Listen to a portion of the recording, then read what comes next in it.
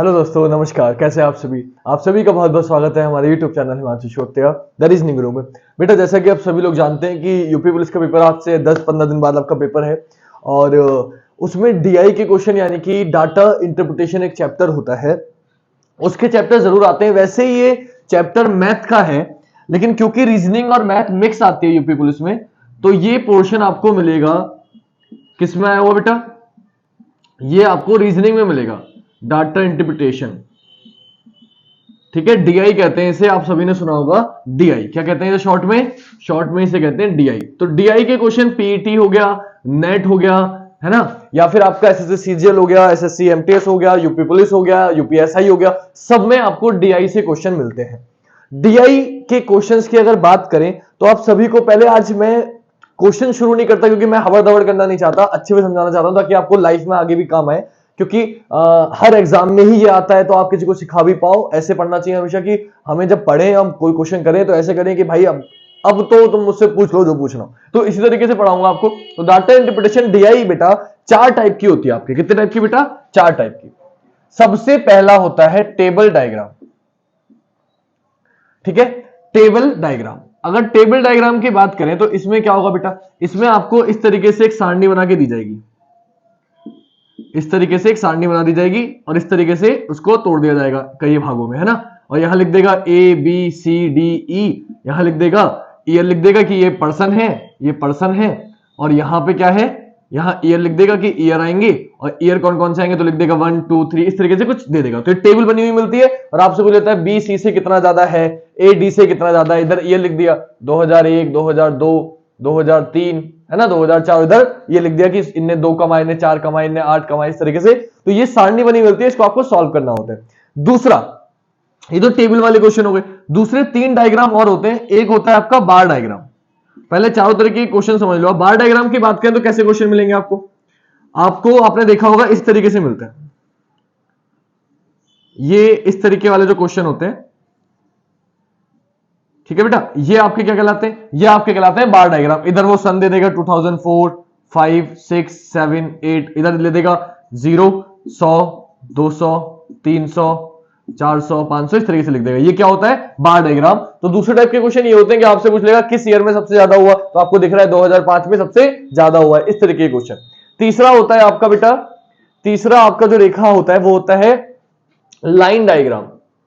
Line diagram इसे कहते हैं रेखा आरेख, इसे कहते हैं बेटा दंडारेख, इसे कहते हैं रेखा आरेख, इसे टेबल तो सारणी कहेंगे। लाइन डायग्राम में क्या होता है? इसमें भी कुछ इसी तरीके का होता है, लेकिन इसमें लाइन दी जाती है। कैसे दी जाती है? इधर वो ईयर दे देगा, जैसे मैंने बोला 2004, 2005, 2006, 2007 एंड दैट। इधर 0, 100, 200, 300, 400, इस तरीके से दे देगा। तो वो पहले यहां से शुरू करा, ये लाइन गई, फिर लाइन ये आई, फिर लाइन ये गई, फिर लाइन ये गई, और फिर लाइन ये आई। इस तरीके से लाइन दे देगा आपको, है ना। फिर लाइन ये चली गई, तो आपसे इस तरीके से दे देगा, खूब बड़ा करके खूब सारे ईयर दे देगा और आपको इस तरीके से दे देगा। और पूछ लेगा किस वर्ष सबसे ज्यादा किया, तो बोले इस वर्ष किया, 2007 हो गया। फिर किस वर्ष कहां कम हुआ है, तो 2 वर्षों में कम हुआ, एक बार यहां कम हुआ, एक बार यहां कम हुआ। तो इस तरीके से आपको देखना के बताना होगा बस आपको कि भाई कितनी बार कम हुआ है, क्या परसेंटेज है। कुछ भी क्वेश्चन पूछ सकता है, क्वेश्चन बहुत सारे बनते हैं, लेकिन क्वेश्चन पहले समझ में आना चाहिए कौन सा। कई बार ना बच्चे कहते हैं सर वो वाला चैप्टर करा दो। बेटे कौन सा? सर वो जिसमें वो ना ऐसे ऊपर ऐसे ऐसे ऐसे जाता है। भाई चैप्टर का नाम तो बताओ। तो बच्चे बता ही नहीं पाते ना, बिल्कुल सर ऐसा होता है, सर वैसा होता है, ये करते रहते हैं। भाई ऐसा नहीं, आपको चैप्टर का नाम तो एटलीस्ट पता होना चाहिए ताकि आपके टीचर से पूछ पाओ। तो इस चैप्टर, ये टोटल डीआई का पार्ट है, डाटा इंटरप्रिटेशन का पार्ट है। इसे कहते हैं टेबल वाले क्वेश्चन, टेबल डायग्राम। इसे कहते हैं बार डायग्राम के साथ बार डायग्राम वाले क्वेश्चन मुझसे नहीं आते। इसे कहते हैं लाइन डायग्राम से लाइन डायग्राम वाले क्वेश्चन नहीं आते। और चौथा टाइप एक और होता है जिसे आप लोग सर्कल डायग्राम बोलते हो, या फिर इसे बोला जाता है पाई चार्ट। क्या बोला जाता है? Pie chart. अब पाई चार्ट की बात करें तो इसमें क्या होता है बेटा? इसमें आपको एक सर्कल दिया जाता है और उसको तोड़ दिया जाता है, इस तरीके से तोड़ दिया जाएगा, इस तरीके से, है ना। इस तरीके से आपको कुछ दे देगा, ये 10% है, ये 15%, 5% है, ये 15% है, ये 7% है, ये 20% है, टोटल मिला के इस तरीके से 40%, 80% कुछ भी दे देगा ना, इस तरीके से दे देगा। और ये पाई चार्ट पूछ लेगा कि सबसे ज्यादा किसमें है, ये ए है, ये बी है, सी है। तो ये पाई चार्ट वाले क्वेश्चन है, कौन किससे कितना परसेंट कमा रहा है। टोटल 40,000 है तो इसने कितना परसेंट कमाया, इसने कितने टोटल रुपए कमाए, कितने रुपए खर्च किए, इस तरीके के क्वेश्चन। टोटल कितने क्वेश्चन हो गए? 4 टाइप के क्वेश्चन हो गए डाटा इंटरप्रिटेशन में, जो आपको पढ़ना है।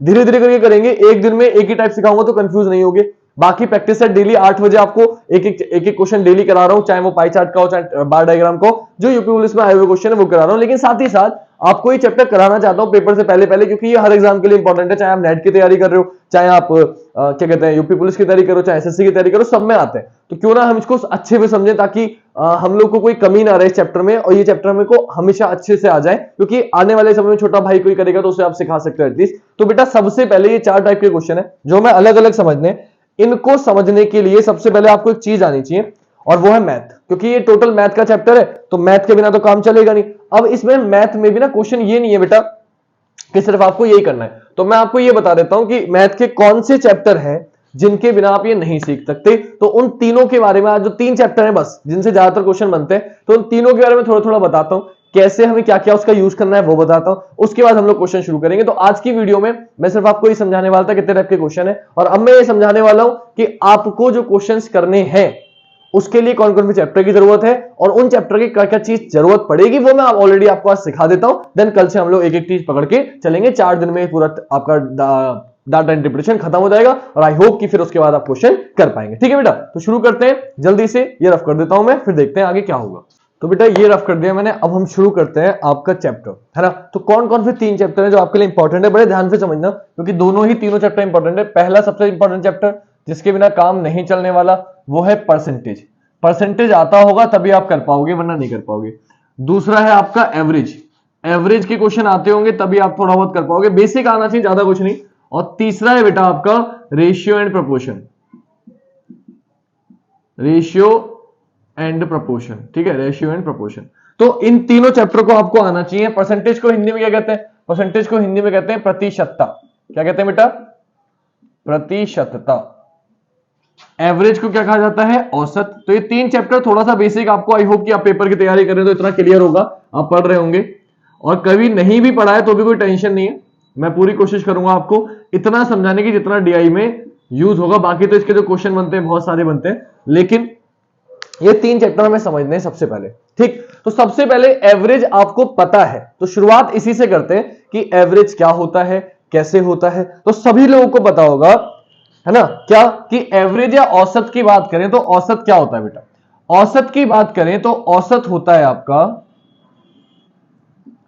कुल पदों का योग, कुल पदों का योग बटे कुल पदों की संख्या, कुल पदों का योग बटे कुल पदों की संख्या। बस ये आपका एवरेज है। यानी कि कभी भी अगर आपको एवरेज निकालना है तो जितनी भी संख्याएं आपको देगा, आप क्या करो, उन्हें जोड़ दो और किससे भाग कर दो, जितनी संख्याएं हैं उससे भाग कर दो, आपका निकल के आ जाएगा। एग्जांपल पे समझते हैं, अगर ऐसे समझ में आपके नहीं है। मान लो बेटा उसने संख्याएं आपको दे दी 2, 4, 6, 8, 10, 5 संख्याएं दे दी, आपसे बोले इनका एवरेज बताओ। तो इनका एवरेज मैंने क्या बताया? कुल पदों का योग, यानी कि आप इन सबको जोड़ दो, तो 2 + 4 + 6 + 8 + 10, ठीक है, इन्हें जोड़ दो और किससे भाग कर दो? 1, 2, 3, 4, 5, 5 संख्याएं, 5 से भाग कर दो, आपका आंसर आ जाएगा। कैसे करेंगे? देखो 2 और 4 6, 6 और 6 12, 12 8 20, 20 और 10 कितना हो गया? 30। किससे भाग कर दो बेटा? 5 से। 5 से 30 को भाग करो, कितना आ गया? 6। एवरेज क्या हो गया बेटा मेरा? 6। तो एवरेज क्या होता है? एवरेज होता है कुल पदों का योग बटे कुल पदों की संख्या। तो कभी भी आपको औसत निकालना होगा तो जितने नंबर दे सबको जोड़ दो और जितने नंबर है उससे भाग कर दो, कितना आ गया? 6। यहां आपको डायरेक्टली दिख भी रहा था, क्या दिख रहा था कि जब आप देखो सब बराबर बराबर का गैप है तो जो बीच वाला है वही आपका एवरेज होगा। तो बीच वाला क्या था? 6। एवरेज का मतलब क्या होता है बेटा? एवरेज का मतलब होता है बीच वाली वैल्यू जो बराबर बटे, है ना। तो बीच वाली वैल्यू क्या है? 2 इधर छोड़ो, 2 इधर छोड़ो, बीच वाली क्या आ गई? 6। तो एवरेज क्या हो गया? 6। मैं बोलूं शुरू की 5 संख्याओं में एवरेज क्या होगा? 1 से लेके 5 तक की संख्या में एवरेज क्या होगा? तो 1 2 3 4 5 है, तो 1 और 2 इधर छोड़ो, 4 और 5 इधर छोड़ो, बीच में कितना आ गया? 3। एवरेज क्या होगा? 3। आप चाहे जोड़ के देख लो, कैसे जोड़ोगे कि 1 + 2 3, 3 6 4 10 5 15, 15 को 5 से भाग करो, 3, कितना आ गया? एवरेज 3। तो जो बीच वाली संख्या होती है वही आपकी क्या होती है? एवरेज होती है, अगर गैप बराबर है, अगर गैप बराबर है। इसमें कोई दिक्कत किसी बच्चे को? तो एवरेज निकालना तो आपको आ गया, मेरे ख्याल से कोई दिक्कत इस एवरेज निकालने में, औसत निकालने में आपको नहीं होगी। अब मान लो इसको और एग्जांपल समझते हैं कि एक बच्चा है, एक आपका दोस्त है, 3 दोस्त हैं, ए बी सी। मान लो ए कमा रहा है 100 रुपए, बी कमा रहा है 200 रुपए और सी कमा रहा है 300 रुपए। मैं पूछूं इनका एवरेज क्या है, तो देखो गैप दोनों में बराबर है ना, यहां भी 100 का गैप है, यहां भी 100 का गैप है, तो एवरेज 200 हो जाएगा। अगर आपको यकीन ना हो जोड़ के देख लो कि 300 200 500 और 100 कितना हो गया 600, और भाग कितने करेंगे, 3 लोगे 3 से भाग करेंगे, 600 को 3 से भाग करो कितना आ गया 200, एवरेज क्या हो गया 200। यानी कि जब कभी भी गैप बराबर होगा तो आपको जो बीच वाली संख्या है वही आपका औसत है, आपको औसत निकालने की आवश्यकता नहीं है, डायरेक्टली कर सकते हो। लेकिन अगर गैप बराबर नहीं होगा, फॉर एग्जांपल मान लो यहां कह देता कि एक्स कुछ नहीं कमा रहा, बी कमा रहा है 200 और सी कमा रहा है 400, अब आप एवरेज बताओ इनका क्या होगा, इन तीनों का एवरेज क्या होगा। तो भी अगर मैं बात करूंगा तो आप 400 और 200 को जोड़ोगे कितना हो जाएगा 600, और भाग किससे करेंगे 3 से, तो फिर से कितना आ जाएगा 200, एवरेज फिर भी कितना होगा 200। क्यों हुआ 200? 200 इसलिए हुआ बेटा क्योंकि यहां गैप 200 का है और यहां भी गैप 200 का है। लेकिन अगर मैंने यहां कर दिया 600, तो 600 200 800, अब यह 700 कर दो चलो ताकि 3 से कटे, 700 कर दिया इसका 200 कर दिया इसका, अब मैं एवरेज पूछूं तो 700 200 बराबर नहीं बचा, तो अब बराबर नहीं आएगा। अब क्या करेंगे, बोले सर 700 और 200 कितना हो जाएगा 900, किससे भाग कर देंगे सर 3 से, कितना आ जाएगा 300, तो एवरेज कितना हो गया 300। बात समझ में आ गई। तो आपको अगर बराबर गैप आ रहा है, देखो पहले 0 माना 200 फिर या 400 200 बराबर गैप तो बीच वाले आंसर आया, लेकिन अगर बराबर गैप नहीं होगा तो फिर तरीका क्या है, सबको जोड़ दो और जितनी संख्या है उससे भाग कर दो, एवरेज निकल के आपके आ जाएगा, इसमें कोई दिक्कत। दूसरी बात एक चीज और बताता हूं, आपसे कई सारे क्वेश्चन पूछे जाते हैं एवरेज में कि मान लो हर संख्या में जितनी संख्याएं आपको दी गई है, इसको मैं हटा देता हूं इसे समझाने के लिए था कि ये जितनी संख्याएं दी गई है 2 4 6 8 10, मान लो आप इसमें मैंने सब संख्याओं में 2 2 जोड़ दिया, सब संख्याओं में 2 2 जोड़ दिया, तो क्या आंसर आएगा। ठीक है, जोड़ का क्या फर्क पड़ेगा ये देखते हैं। तो मैंने इसमें 2 जोड़ा तो 4 हो गया, इसमें 2 जोड़ा 6 हो गया, इसमें 2 जोड़ा 8 हो गया, इसमें 2 जोड़ा 10 हो गया, इसमें 2 जोड़ा 12 हो गया। क्या एवरेज में क्या फर्क पड़ेगा ये चेक करते हैं। तो आपको पता है जोड़ो 4 6 10, 10 और 18, 18 और 10 28, 28 और 2 30 और 10 40, कितना आया बेटा 40। कितने लोग हैं 1 2 3 4 5, किससे भाग करूंगा 5 से, सॉल्व करके कितना आ गया 8 आ गया। अब एक चीज नोटिस करो कि आपने हर संख्या में प्लस किया था 2, कितना प्लस किया था 2 प्लस किया था, तब आपने सॉल्व किया, आंसर कितना आया 8। लेकिन शॉर्टकट क्या है कि ऐसे करने का समय नहीं हुआ कि आपसे बोला हर संख्या में 2 तो आप 2 जोड़ दो फिर भाग करो, नहीं, आप शॉर्टकट देखो। शॉर्टकट ये है कि जितना हर संख्या में जुड़ा है उतना ही आप एवरेज में जोड़ दो, डायरेक्टली आंसर आ जाएगा। तो बिना सॉल्व करे भी अगर आप करते हैं, आपसे बोला हर संख्या में 2 2 जोड़ दे तो एवरेज में क्या फर्क पड़ेगा, बोले अगर यहां हर संख्या में 2 2 जोड़ा है तो आप डायरेक्टली एवरेज कितना था पहले 6, अब 6 में 2 जोड़ दो कितना आ गया 8। देखो जितना संख्याओं में जोड़ रहे हो उतना ही एवरेज में जोड़ दो, आपका आंसर आ जाएगा। जैसे प्लस की जगह मान लो उसने बोला होता घटा दिया, घटाना, मान लो सब में से एक एक कम कर दिया, तो 2 से 1 कम किया 1, 4 से 1 कम किया 3, 6 से 1 कम किया 5, 8 से 1 कम किया 7, 10 से 1 कम किया 9। मैं पूछ लूं इनका एवरेज क्या होगा आपसे, तो आप जोड़ोगे, कैसे जोड़ोगे, 1 और 3 4 5 9 9 18, 18 और 7 18 और 7 कितना हो गया 18 और 7 हो गया बेटा आपका 18 2 20 25, कितना हो गया 25, किससे भाग करेंगे 5 से, कितना एवरेज आ गया 5। मैंने आपको क्या बताया कि भाई आपने क्या देखा, हर संख्या में से एक एक घटा रहे हो, तो आप डायरेक्टली घटाने की बजाय हर संख्या में से एक डायरेक्टली एवरेज कितना था पहले 6, तो आप डायरेक्टली एक माइनस ना कर दो, तो एवरेज में 6 में से एक माइनस कर दो कितना आ गया 5, एवरेज में से सीधे एक माइनस कर दो कितना आ गया 5 आ गया। मान लो कि गुणा की बात कर लेते हैं, जोड़ घटा हो गया, गुणा की बात कर लेते हैं। ऐसा कोई है कि हम सिर्फ एक चीज दिखा रहा हूं, प्रूफ करके दिखा रहा हूं आपको। ये 2 है, मान लो आपसे बोल दिया हर संख्या में 2 से गुणा कर दी, तो 2 दूनी 4, 4 दूनी 8, क्वेश्चन में यही है, 6 दूनी 12, 8 दूनी 16, 10 दूनी 20, और आपसे पूछ रहा है एवरेज क्या होगा, तो आपको पता है इन्हें जोड़ेंगे कितना हो जाएगा 8 4 12 12 24, 24 से 30 10 40 और 20 60, किससे भाग करेंगे 5 से, और जब 5 से भाग करेंगे तो 12 5 60, कितना आ गया 12। मैंने आपको क्या बताया कि आपने हर संख्या में 2 से गुणा करी है ना, तो भाई इतना करने की जरूरत नहीं है। जब आपसे बोला हर संख्या में 2 से गुणा कर दी जाए तो एवरेज पे क्या फर्क पड़ेगा, जब हर संख्या में 2 से गुणा करिए तो बस एवरेज में 2 से गुणा कर दो, 6 दूनी 12, आंसर कितना हो गया 12। मैं समझाना सिर्फ ये चाह रहा हूं कि कभी भी संख्याओं में जो फर्क होता है, अगर हर संख्या में सेम चीज हो रही है तो आप डायरेक्टली वो एवरेज में कर सकते हैं, आपको पूरा सॉल्व करने की जरूरत नहीं है, आपको पूरा सॉल्व करने की जरूरत नहीं है। आप डायरेक्टली बिना सॉल्व करे भी क्वेश्चन कर सकते हैं, बिना सॉल्व करे भी क्वेश्चन कर सकते हैं। क्या करना है बस आपको सिर्फ जो उसने किया वो कर देना है, आपका आंसर आएगा। जैसे एक आखिरी चीज भाग भी बता दूं, वरना क्वेश्चन ने भाग नहीं बताया, भाग की बात करते हैं। मान लो उसने बोला हर संख्या को 2 से भाग कर दिया, 2 को 2 से भाग करेंगे 1, 4 को 2 से भाग करेंगे 2, 6 को 2 से भाग करेंगे 3, 8 को 2 से भाग करेंगे 4 और 10 को 2 से भाग करेंगे 5।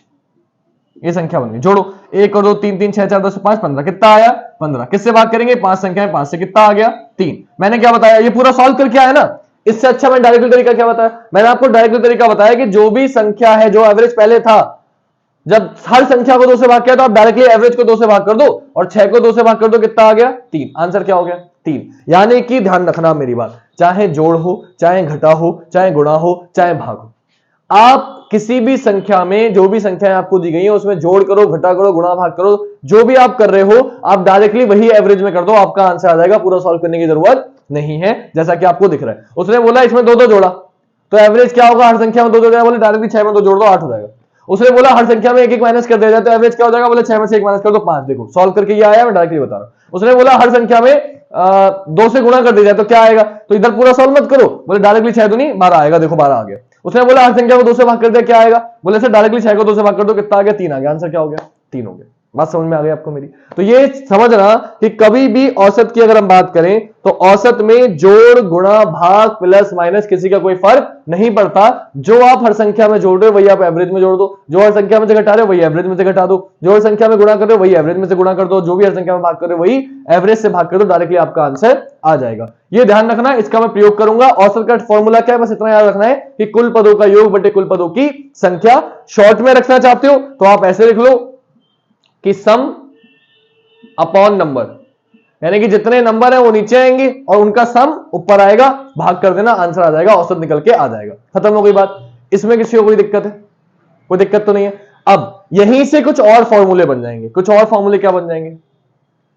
फॉर्मूले ये बन जाएंगे कि एवरेज निकालना तो सम अपॉन नंबर। अब आपको मान लो उसने दे दिया कि भाई टोटल नंबर दे दिया उसने आपको 4 5 6 7 8 और उनका आपको औसत दे दिया कि औसत इतना है, और आपसे पूछ लिया बताओ टोटल कितना होगा, उनका सम कितना होगा, योगफल कितना होगा। तो आपको क्या करना है, तो फॉर्मूला क्या बन जाएगा, देखो सम, अगर मैं पूछ लूं सम कितना होगा तो डायरेक्टली सम तो इधर ही रहेगा, नंबर पहुंच जाएगा उधर। यानी कि सम अगर निकालना है तो आप डायरेक्टली क्या कर सकते हो, औसत गुणा नंबर, औसत गुणा नंबर, तो सम निकल के आ जाएगा। जैसे इसका औसत कितना था, बोले सर मुझे सम निकालना है, मान लो मुझे सम कितना आया था 30, मुझे 30 नहीं पता, मुझे 30 निकालना है। उसने संख्या दे दी आपको 2 4 6 8 10, नंबर बता दिया कि 5 अंक है, 5 नंबरों की औसत, 5 अंकों का औसत क्या है आपका 6 है। तो बताइए उनका योगफल कितना होगा। तो औसत कितना दिया उसने आपको, बोले सर औसत दिया उसने 6। नंबर कितने बोले उसने आपको, बोले सर नंबर बोले 5, 5 अंकों का औसत 6 है। तो भैया उनका योगफल कितना आएगा, बोले 5 6 30, 5 6 30।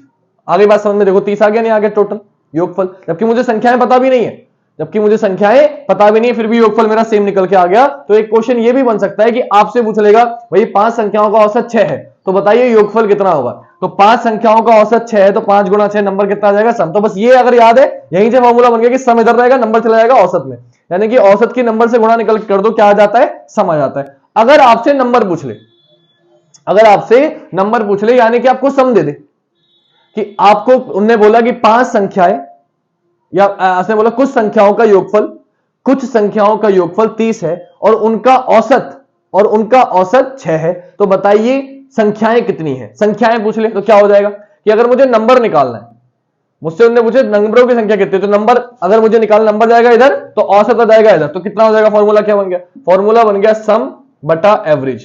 क्या बन गया, योगफल बटा औसत। यानी कि मुझे नंबर नहीं पता, मुझे नहीं पता कितने नंबर है। उसने क्या बोला कि कोई संख्या दे दी, नंबर आपको निकालने, कितने नंबर है आपको नहीं पता। उसने बोला कि भाई कुछ संख्याओं का योगफल, कुछ संख्याओं का योगफल 30 है तथा उनका औसत 6 है, तो बताइए कुल कितनी संख्याएं हैं। तो कुल कितनी संख्याएं थी, तो आप डायरेक्टली 6 को 30 से भाग करो, कितना आ गया 5। देखो निकल के आ गया नहीं आ गया, नंबर कितने आ गए, बोल देखो 5 संख्याएं थी, 1 2 3 4 5 आ गई। योगफल कितना है 30, औसत कितना आया 6। संख्याएं मुझे नहीं पता लेकिन अपने आप निकल के आ गई, कितनी संख्याएं आ गई 5, देखो एग्जैक्ट आई है 5। तो ये भी कुछ और भी पूछ सकता है, तो बस आपको ये याद रखना है, जिसको ये याद है बाकी क्वेश्चन तो वो अपने आप बना लेगा। ये एवरेज का टॉपिक था, इसे मैं हटाता हूं। अब आते हैं अगली चीज पर। अगली चीज क्या है आपकी, अगली चीज हम समझते हैं रेशियो एंड प्रोपोर्शन।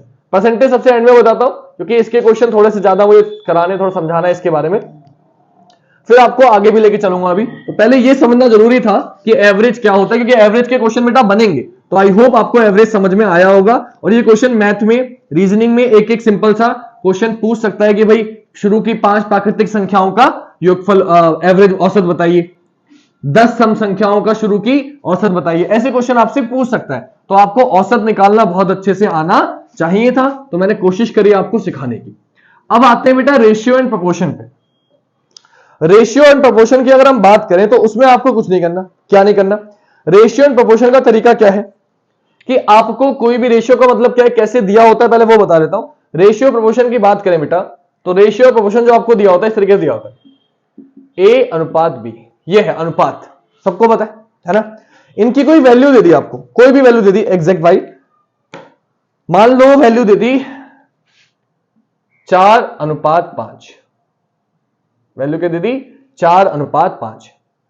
अब आपको इसमें ये पूछ ले कि अगर मैं इसमें किसी संख्या से गुणा करूं, जोड़ करूं, भाग करूं तो क्या होगा, है ना, कैसे निकालना होगा।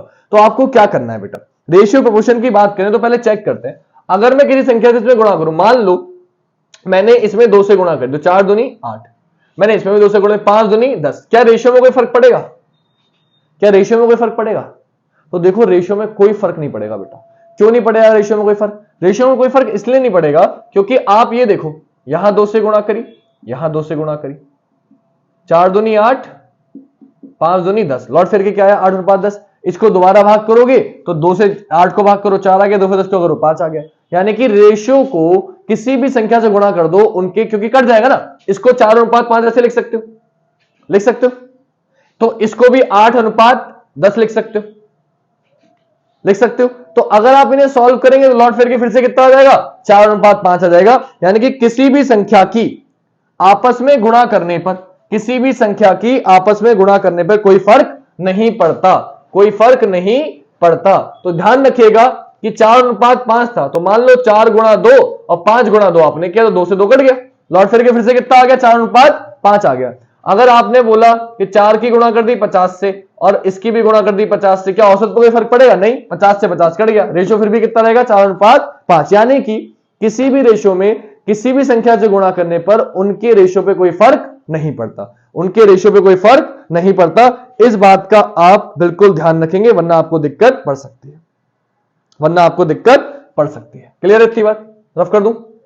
चलिए, अगर इतनी बात समझ में आ गई बेटा, रेशियो का तो कोई फर्क नहीं पड़ता, ये तो आप समझ गए। लेकिन एक बात ध्यान रखिएगा, इसमें प्लस का फर्क पड़ेगा। गुणा का तो कोई फर्क नहीं पड़ेगा, लेकिन प्लस का कोई फर्क पड़ेगा।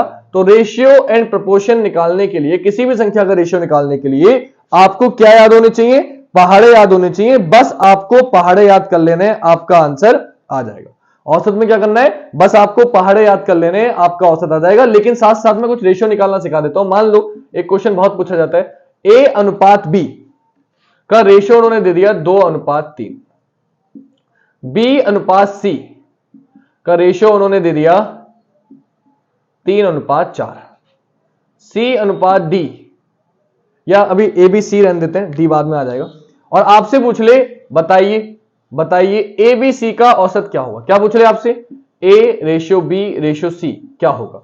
तो बेटा इसमें के क्वेश्चन कैसे करते हैं, ध्यान से सुनना। क्या करने का तरीका होता है, आपको कुछ नहीं करना, ए अनुपात बी कितना था पहले वो लिख लो, जो चीज जैसे दी है उसे आपको वैसे ही लिख लेना है, आपका आंसर अपने आप आ जाएगा। तो आपको क्या करना है, आपको ए अनुपात बी लिख लेना। कितना था ए अनुपात बी? बोले सर ए अनुपात बी था 2:3, लिख लिया। अब बी अनुपात सी लिखना है तो क्या लिखोगे? बी के नीचे बी लिखो।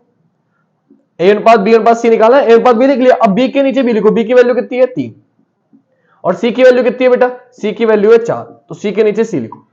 यहां मुझे नहीं पता क्या आएगा, ये आपको निकालना है।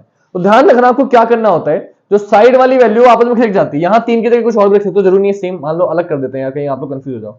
मान लो 1:4 कर दिया, यहां भी 1:4 कर दिया। अब मुझसे पूछे ए अनुपात बी अनुपात सी का रेशियो क्या होगा, तो जो पास वाली वैल्यू है ना वो पास में खिसक जाती है, वो अपनी जो खाली जगह है उसको भर देती है, अपना सपोर्ट कर देती है। तो 3 है, 3 इधर आ जाएगा, और यहां पे 1 है तो ये 1 इधर चला जाएगा।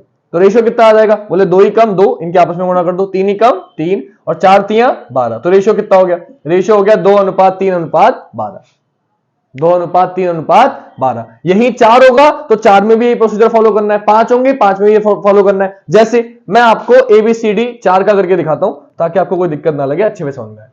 मान लो B अनुपात C के बाद उन्होंने C अनुपात D भी दे दिया आपको, और C अनुपात D क्या दिया? C अनुपात D उन्होंने दे दिया, क्या क्या नंबर नहीं आए, मान लो 1 2 3 4 आ गए, 5:6 दे दिया। ठीक है, 1 2 3 4 5 6 कर लेते हैं। और आपसे पूछ ले A अनुपात बी अनुपात सी अनुपात डी की वैल्यू क्या होगी। क्या करना है बेटा, ध्यान से समझना। ए की वैल्यू कितनी है 2, ऐसी लिख लो। बी की वैल्यू कितनी है 3, ऐसी लिख लो। अब बी अनुपात सी है तो बी के नीचे बी लिखो, बी के नीचे बी लिखो। तो बी की वैल्यू कितनी है 1 रेशियो। सी की वैल्यू कितनी है बेटा 4, ऐसे लिख लो। फिर सी के नीचे सी लिखना, सी की वैल्यू कितनी है बेटा 5, ऐसे लिख लो। और डी की वैल्यू कितनी है बेटा 6, ऐसे लिख लो। लिख लिया। अब बाकी जो समीकरण है उनको खाली जगह ऐसी छोड़ दो, बस बना के सर्कल और छोड़ दो। आप सॉल्व करेंगे, कैसे करना है ध्यान से देखना। इधर तो पूरा 2 सेट है ए वाली वैल्यू, यहां 3 इधर चला जाएगा, 3 इधर, 5 वाला 5 में लिख जाएगा। यहां इसके इधर 1 चला जाएगा और यहां 4 है तो 4 के इधर 4 आ जाएगा। यहां 5 है तो इधर भी 5 आ जाएगा, इधर भी 5 आ जाएगा। बस कुछ नहीं करना आपको, सबके आपस में गुणा कर दीजिए, रेशियो निकल के आ जाएगा। 2 एकम 2 पंजे 10, 5 एकम 5 तियां 15, 5 चौक 20 तियां 60 और 6 चौक 24 तियां 72। ये आपका रेशियो निकल के आ गया 10 रेशियो 15 रेशियो 60 रेशियो 72। ये आपका आंसर हो गया। तो रेशियो निकालने का तरीका होता है, इसमें क्वेश्चन अक्सर पूछ ले जाते हैं, तो ये भी मैंने आपको बता दिया। अब आते हैं आखिरी चीज, और आखिरी चीज क्या है बेटा, परसेंटेज। उसके बाद कल हम अपने क्वेश्चन शुरू करेंगे। आज ये कुछ समझाने थे, 2 टॉपिक मैंने आपको समझा दिए, आखिरी टॉपिक बचा है प्रतिशत। अब प्रतिशत क्या होता है ये थोड़ा बहुत समझते हैं, उसके बाद क्वेश्चन शुरू करते हैं अपने। मैं सिर्फ डीआई के मतलब का समझा रहा हूं, बाकी क्वेश्चन तो बहुत होते हैं हर चैप्टर में, लेकिन डीआई मेरे समझाना है मुझे, तो उसके अकॉर्डिंग समझा रहा हूं। परसेंटेज का मतलब क्या होता है, पर सेंट। सेंट का मतलब सेंचुरी आपको पता है, अगर आप 100 मान लो तो 100 का मतलब सेंट मतलब 100, ये समझ लो आप। तो आपको कोई भी चीज 100 में बतानी, कोई भी चीज कितनी होती है 100% होती है। कोई भी चीज कितनी होती है बेटा 100% होती है। कोई भी चीज कितनी होती है 100% होती है, इसमें तो कोई दिक्कत नहीं है। अगर आपको पता है कोई भी चीज 100% होती है तो आपको क्या करना है, आपको सिर्फ ये बताना है, किसी भी चीज का कोई परसेंट निकालना है। मान लो उसने आपने बोला 40 का 10% कितना होगा, 40 का 10% कितना होगा।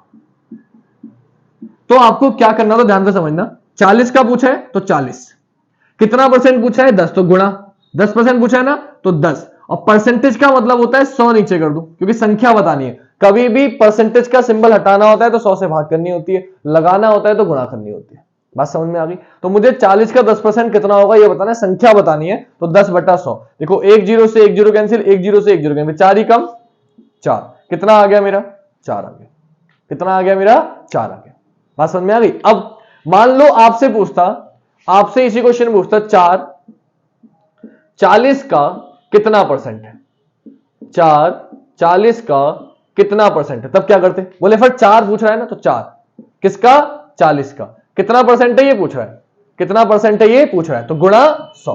क्या बताया मैंने, परसेंटेज अगर निकालनी है किसी संख्या की, किसी संख्या को परसेंटेज में बदलना है तो हम 100 से गुणा कर देते हैं, और किसी परसेंटेज को संख्या में बदलना है तो हम 100 से भाग कर देते हैं। तो यहां 40 क्या निकाला 10% तो 10, और भाग किसे करते हैं 100 से, भी परसेंटेज को संख्या में बदलना है। यहां परसेंटेज बतानी है, क्या बतानी है परसेंटेज, तो हम क्या कर रहे हैं 100 से गुणा कर रहे हैं। देखो 1 0 से 1 0 कैंसिल, 4 से 4 कट गया, कितना आ गया 10। देखो कितना आ गया 10%। बात समझ गई।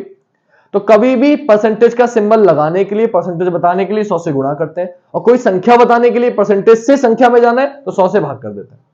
क्लियर हो गई इतनी बात। तो आपको कुछ भी दे देगा कि एक पाई चार्ट देगा या बार डायग्राम देगा कि भाई टोटल 600 लोग हैं और 10% लोग भोजन कर रहे हैं, तो बताओ कितने लोग भोजन कर रहे हैं। तो आप क्या करोगे, टोटल 600 था, 600 को 10% निकाल दो। कैसे, 600 गुणा 10/100, यानी कि जितना भी परसेंटेज बोलेगा, जो भी संख्या है उसका आप परसेंटेज निकालने क्या करेंगे 10/100, बटे में 100 लगा देंगे, आपका परसेंटेज निकल के आ जाएगा। कुछ क्वेश्चन बताता हूं, ये तो समझ में आ गया होगा कि परसेंटेज कैसे निकालते हैं और किसी संख्या को क्या करते हैं।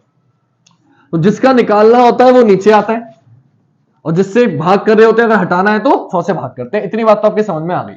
अब बेटा कुछ क्वेश्चन होते हैं, जैसे मान लो मैंने आपसे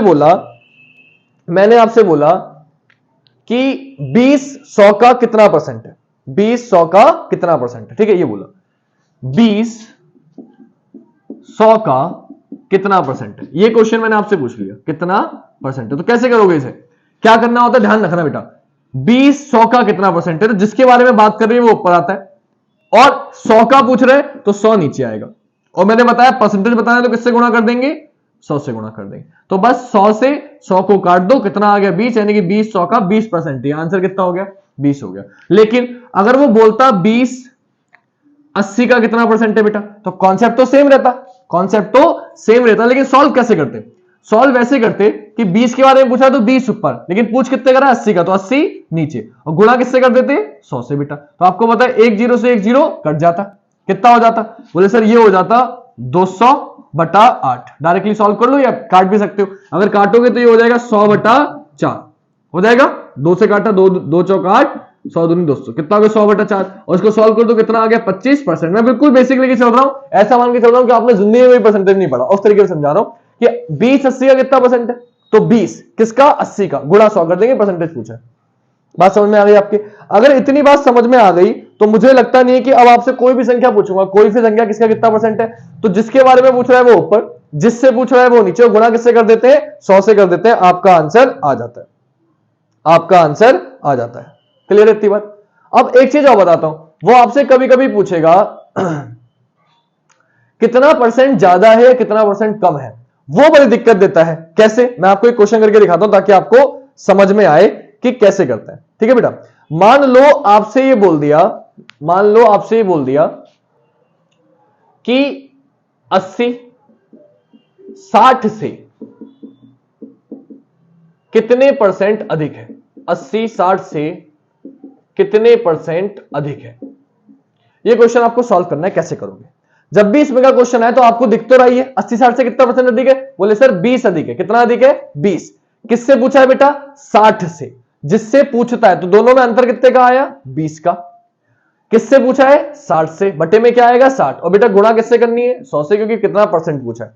1 0 से 1 0 कैंसिल, कितना हो जाएगा, बोले सर ये हो जाएगा 200/6, 200/6। अगर आप इसे सॉल्व करोगे बेटा तो कितना आ जाएगा, ये आ जाएगा 100/3, और इसको सॉल्व करोगे कितना हो जाएगा 33 सही 1/3%। आंसर कितना आ गया 33 सही 1/3%, 33 सही 1/3%। मुझे बताओ कोई दिक्कत है तो? क्लियर है इतनी बात? तो जब भी इसमें का क्वेश्चन आएगा, जब भी इसमें का क्वेश्चन आएगा तो आपको क्या करना है बेटा, आपको ये देखना है कम या ज्यादा। कम भी बोल सकता है कितना परसेंट कम है या कितना परसेंट ज्यादा है, तो जितना अंतर होता है वो ऊपर लिखते हैं, और जो संख्या होती है जिससे पूछ रहा है वो नीचे लिखते हैं, और गुणा किससे कर देते हैं 100 से। जैसे जैसे जैसे जैसे मान लो उसने पूछा 40 80 से, ये सबको पता है फिर भी दे रहा हूं समझाने के लिए, कितने परसेंट कम है। 40 80 से कितने परसेंट कम है, और मान लो कि आपको नहीं पता, वैसे तो पता होगा लेकिन मैंने मान लिया कि नहीं पता, तो आप क्या करोगे बेटा, इनका अंतर निकालोगे। कितना अंतर है 40, जो भी अंतर आएगा इसमें से इसको घटाओ, इसमें से इसको कोई फर्क नहीं पड़ता, प्लस में वैल्यू रखनी है। तो 40 और 80 का अंतर कितना, 40 वो नीचे। किससे पूछा है 80 से, तो नीचे क्या आएगा 80, जिससे बताना है वो नीचे आता है, और गुणा किससे कर देते हैं बेटा 100 से। तो आपको पता है 40 दूनी 80, कितना आ गया, ये आ गया 100/2, और भाग करोगे कितना आ जाएगा 50%। कितना आंसर आ गया 50%। क्लियर? तो कभी भी कम या ज्यादा आएगा तो क्या करना है बेटा, ये क्वेश्चन अभी डीआई में यूज होंगे इसलिए पहले बता रहा हूं कि ये इसका कितना परसेंट है, ये इससे कितना परसेंट अधिक है, ये इससे कितना परसेंट कम है, तो जो अंतर आए उनका वो ऊपर लिखना है, और जिससे पूछ रहा है वो नीचे लिखना है, गुणा किससे कर देनी है 100 से। क्लियर? तो ये कुछ कॉन्सेप्ट थे। देखो पूरा चैप्टर तो कराने का समय है नहीं, और ना ही मैं करा रहा हूं आपको। परसेंटेज बहुत बड़ा चैप्टर है अपने आप में, एवरेज अपने आप में बहुत बड़ा चैप्टर है मैथ का, लेकिन जितना यूज मेरे काम का था मैंने आपको बता दिया। अब हम लोग पाई चार्ट का या वेन डायग्राम का कोई भी क्वेश्चन कर सकते हैं, इतना मैंने समझाया। बाकी जब मैं क्वेश्चन समझाऊंगा तो आप और अच्छे से समझ जाओगे, आपको कोई दिक्कत नहीं होगी। अब क्योंकि आप इतनी एंड तक रुके हो तो क्वेश्चन कैसे कैसे आते हैं वो मैं आपको समझा दूंगा, लेकिन मैंने आपको बता दिया 4 टाइप के क्वेश्चन होते हैं। लेकिन अभी वीडियो लंबी ना करके आज मैंने आपको एक कॉन्सेप्ट समझा दिया है, कल मैं आपको पाई चार्ट के क्वेश्चन करा दूंगा, उसके अगले दिन बार डायग्राम के, फिर रेखा डायग्राम के, फिर सारणी के। चारों टाइप के क्वेश्चन मैं आपको करा दूंगा। 4 दिन मुझे दीजिए, एक दिन लगेगा हर वीडियो में, क्योंकि एक ही दिन में 2-3 घंटे की वीडियो बना के आपको बोर करना नहीं चाहता। एक दिन में जितना समझाने वाला था मैंने आपको समझा दिया। जो बच्चे बिल्कुल बेसिक से पढ़ रहे हैं, जिन्होंने कभी नहीं पढ़ा, वो भी ये कर पाएंगे। इतनी बात उनकी समझ में आ गई होगी, तो कल से आप क्वेश्चन करना स्टार्ट कर देंगे। कल मिलेंगे बेटा आपसे नई वीडियो के साथ, जिसमें आपको कल मैं सबसे पहले पाई चार्ट समझाने वाला हूं, क्योंकि पाई चार्ट के क्वेश्चन यूपी पुलिस में ज्यादा आ रहे हैं, है ना। एक 2 क्वेश्चन मिलेंगे, फिर मैं बार डायग्राम कराऊंगा, फिर रेखा, और फिर सारणी वाले मुझे लगता है कम आएंगे, लेकिन आ गए क्योंकि आएंगे वो भी, तो वो भी कराऊंगा। चारों टाइप के क्वेश्चन आपको डीआई के कराऊंगा, तो उसके लिए एक दिन मुझे चाहिए ताकि अच्छे से समझा पाऊं आपको पूरा बेसिक। बाकी जो यूज होगा वो मैंने आज बता दिया, ये बहुत इंपॉर्टेंट है। जिसको ये नहीं आता होगा वो क्वेश्चन नहीं कर पाएगा। तो आई होप ये चीज आपकी समझ में आई हो। कल मिलेंगे आपसे क्वेश्चन के साथ। आज के लिए इतना ही। जय हिंद, जय भारत, वंदे मातरम, शुभ रात्रि।